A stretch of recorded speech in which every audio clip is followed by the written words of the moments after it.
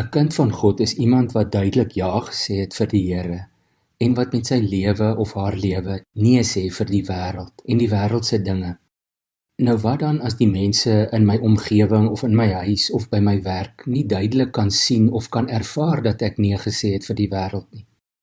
Soms is dit ongelukkig so dat selfs Christene so wêrelds funksioneer en leef, dat 'n mens amper nie die verskil kan agterkom tussen iemand wat vir die Here ja gesê het en iemand wat vir die wêreld ja gesê het nie. So moet dit nie wees nie. Maar in die Bybel is dit duidelik dat selfs koningskinders van tyd tot tyd maar weer die regte pad gewys moet word. En so skryf Paulus vir sy gemeente en vir ons daar in Efesiërs 4 vers 22 tot 24. En onthou nou, hy skryf dit vir mense wat ja gesê het vir God.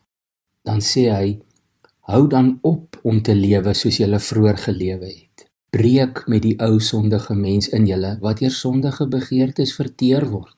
Julle gees en gedagtes moet nuut word.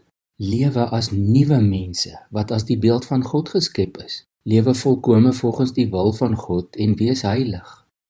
Dis 'n baie sterk oproep hierdie, breek met die ou sondige mens in julle.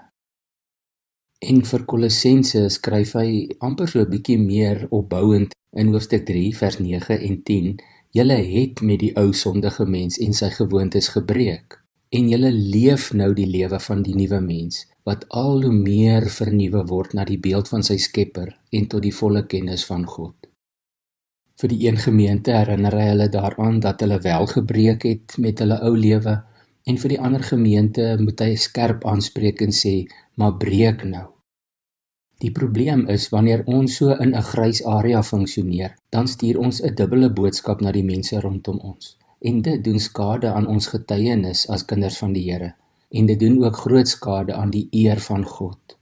Nou daarmee bedoel ek nie dat ons as kinders van die Here nooit foute maak nie, alles behalwe. En ek bedoel ook nie, ons moet onsself straf elke keer as ons fouteer nie. En beslis bedoel ek ook nie, dat ons aangestel is as die polisie om mekaar met ons wette te meet en te probeer uitvang nie. Ek los maar die splinter in my broer se oog, want daar is heel waarskynlik 'n balk in my eie oog. En tog het Jesus gesê, 'n boom sal aan sy vrugte geken word. Vandag glo ek die Here wil hê ons moet hierdie woord hoor. As jou mense na jou kyk, moet hulle kan sien dat jy vir die wêreld nee gesê het. En hulle moet kan ervaar dat jy vir God ja gesê het en daardie ja uitleef. En ons pak nie hierdie roeping, hierdie missie in ons eie krag aan nie, maar ek wil jou nou vra, as jou mense dit nie so ervaar nie, luister na die stem van die Heilige Gees. Luister en doen wat God van jou verwag. Kom ons bid saam. Here, U weet dat ek vir U ja gesê het, maar U weet ook dat ek soms struikel. Help my dat my getuienis ondubbelsinnig sal wees en nie verwarrend vir die mense rondom my nie. Terwille van die eer van U heilige naam wil ek graag hê die mense moet kan sien en kan ervaar dat ek nee gesê het vir die wêreld en dat ek vir U ja gesê het. O Heilige Gees, help my hiermee, dat ek hierdie ja sal uitleef elke dag, vandag ook. Ek bid dit in Jesus se naam. Amen.